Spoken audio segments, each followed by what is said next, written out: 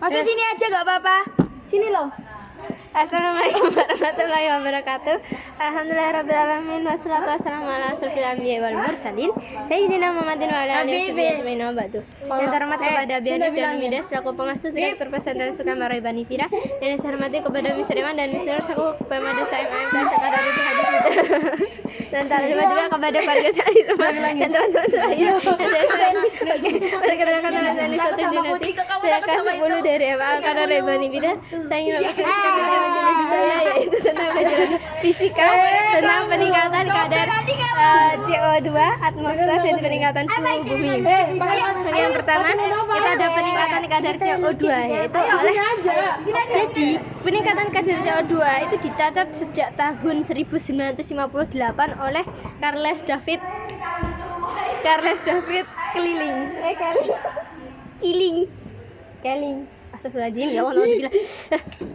Dan kedinginan kandungan dari CO2 di atmosfer adalah aktivitas manusia, sebagian besar yang penggunaan bahan bakarnya itu dari fosil ya, dari bahan fosil. Dan gas CO2 itu adalah hasil pembakaran diemisikan ke atmosfer sekitar 57%. Sisanya masuk ke dalam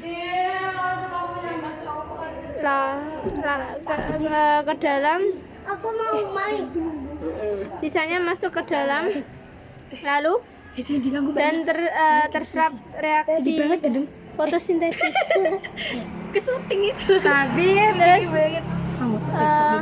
Itu gurunya. Iya tahu. Jumlah atom Mereka babanya sama saja mau les. karbon selalu sama baik dalam bentuk CO2 di udara atau dalam bentuk senyawa lain di luar emisi CO2.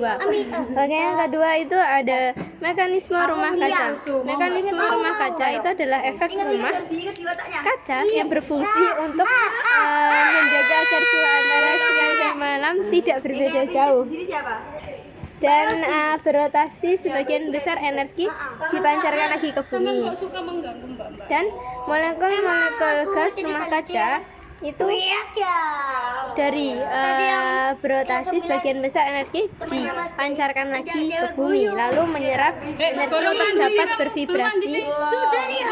Dan yang ketiga juga ada akibatnya gelombang ultraviolet yaitu tidak dapat dilepaskan menuju luar angkasa melainkan dipantulkan. Dan kebutuhan suhu itu rata-rata 15 Celcius.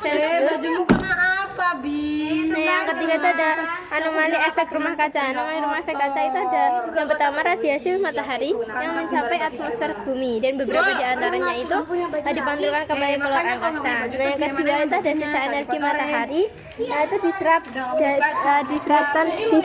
pada daratan, lautan, dan memanaskan bumi. Yang ketiga itu ada panas memancar dari bumi menuju ruang angkasa. Dan yang keempat itu ada sebagian panas berangkap oleh gas rumah kaca di atmosfer menjaga bumi tetap hangat dan menampung kehidupan. Dan yang kelima itu ada aktivitas manusia yaitu seperti membakar bahan fosil, pertanian dan perkebunan itu pada bahan yang meningkatkan jumlah gas rumah kaca yang dilepaskan ke atmosfer. Dan terakhir itu ada gas rumah kaca. Gas rumah kaca ini memerangkap panas ekstra dan menyebabkan suhu bumi itu naik. Ya, jadi kalau kebanyakan rumah kaca itu nggak baik guys, karena di bumi itu akan mantul lagi yang seharusnya dia itu ada sebagiannya dipantulkan lagi keluar angkasa, jadi dia itu tidak bisa, jadi dia terperangkap oleh rumah kaca ini. Oke, sekian dari saya. Apabila ada salah kata saya mohon maaf sebelumnya. Saya Rowo,